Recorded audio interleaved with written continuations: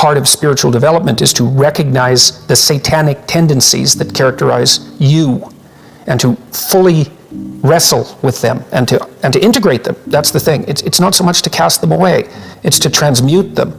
And you can see the difference between people who've done that and people who haven't, at least to some degree, because people who haven't integrated the shadow at all are naive. And you can tell that when you look at them, and you can tell that when you talk to them. And because they're naive, they're often resentful as well because they get taken advantage of. And someone who's integrated that more, they're dangerous in the martial arts sort of way, which is they're dangerous, but they don't have to use it because their presence radiates implicit potential for havoc. And that's really necessary. It's one of the things that gives people self-respect. If you're harmless, you're not virtuous. You're just harmless. You're like a rabbit. A rabbit isn't virtuous. It just can't do anything except get eaten. It's not virtuous. If you're a monster and you don't act monstrously, then you're virtuous. But you also have to be a monster. Well, you see this all the time. Harry Potter's like that too. It's like he's flawed, he's hurt, he's got evil in him. He can talk to snakes, man. He breaks rules all the time.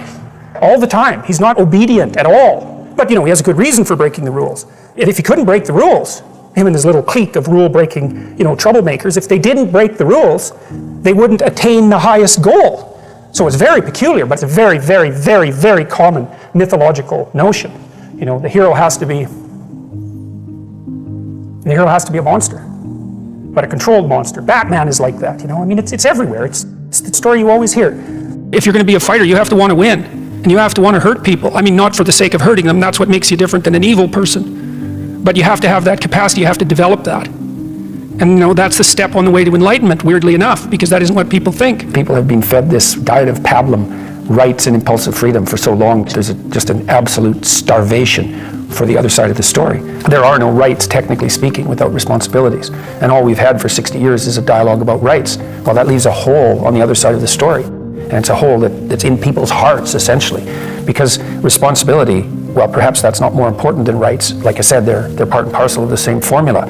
But it's in responsibility that most people find the meaning that sustains them through life. It's not in happiness. It's not in impulsive pleasure. Those things blow away at the first ill wind.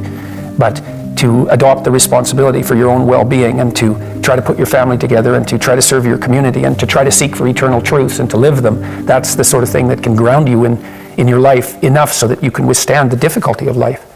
And when you tell people that, especially when you include yourself in the audience, let's say, and you're not finger waving from above, then everyone knows that it's true. There's been this attempt to identify masculine competence and power, let's say, but mostly competence with tyranny, and that's very, very hard on young men. It's also hard on young women, for that matter, but it's very helpful for people to hear that they should make themselves competent and dangerous and take their proper place in the world, because it's the alternative to being weak.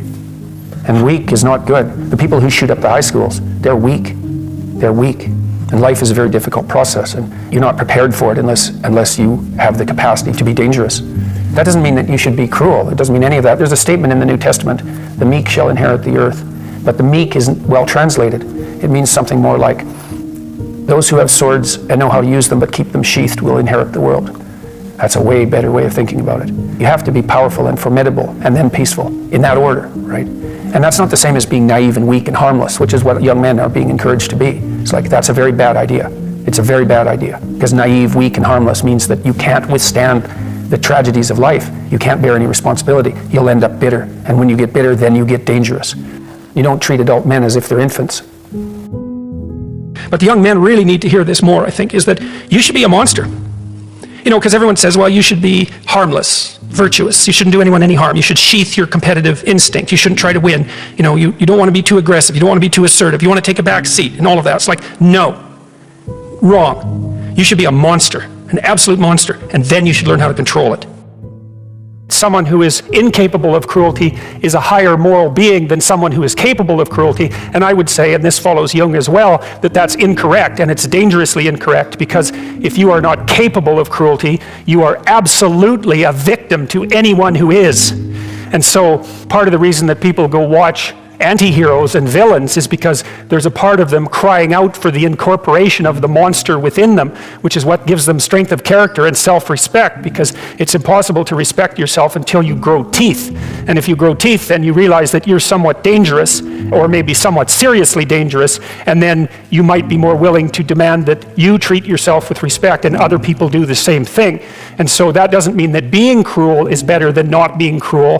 What it means is that being able to be cruel and then not being cruel is better than not being able to be cruel. Because in the first case, you're nothing but weak and naive. And in the second case, you're dangerous, but you have it under control. And a lot of martial arts concentrate on exactly that as part of their philosophy of training. It's like, we're not training you to fight.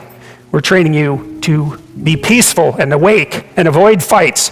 But if you happen to have to get in one, and I guess the philosophy also is that if you're competent at fighting, that actually decreases the probability that you're going to have to fight, because when someone pushes you, you'll be able to respond with confidence, and with any luck, and this is certainly the case with bullies, with any luck, a reasonable show of confidence, which is very much equivalent to a show of dominance, is going to be enough to make the bully back off. And so the strength that you develop in your monstrousness is actually the best guarantee of peace. And that's partly why Jung believed that it was necessary for people to integrate their shadow. And he said that was a terrible thing for people to attempt, because the human shadow, which is all those things about yourself that you don't want to realize, reaches all the way to hell. And what he meant by that was, it's through an analysis of your own shadow that you can come to understand why other people are capable, and you as well, of the sorts of terrible atrocities that characterized, let's say, the 20th century. And without that understanding, there's no possibility of bringing it under control.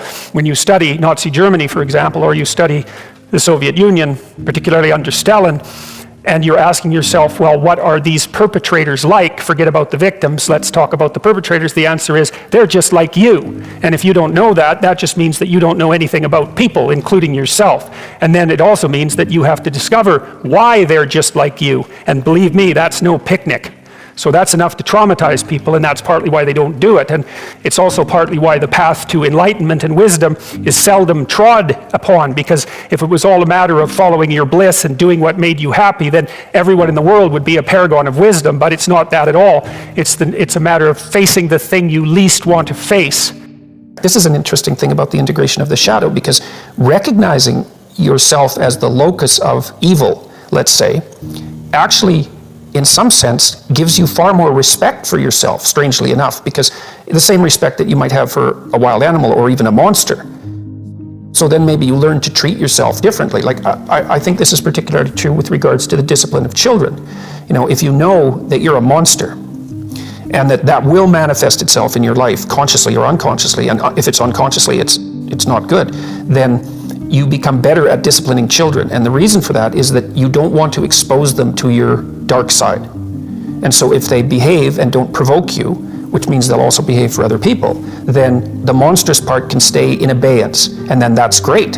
But if you don't understand yourself as capable of wreaking havoc, and that can be the kind of havoc that unfolds over decades, right? Because if you're going to abuse a child, it's the primitive form of abuse is the physical abuse. The sophisticated form of abuse is the continual undermining of the child's courage across perhaps their entire life. And that there's a terribly monstrous element to that. And if you're not respected properly by the child, say, you will absolutely take revenge on them. And in some sense, that's the whole Freudian psychoanalytic story. It's not all of it, but you either have that or it has you. Those are the options.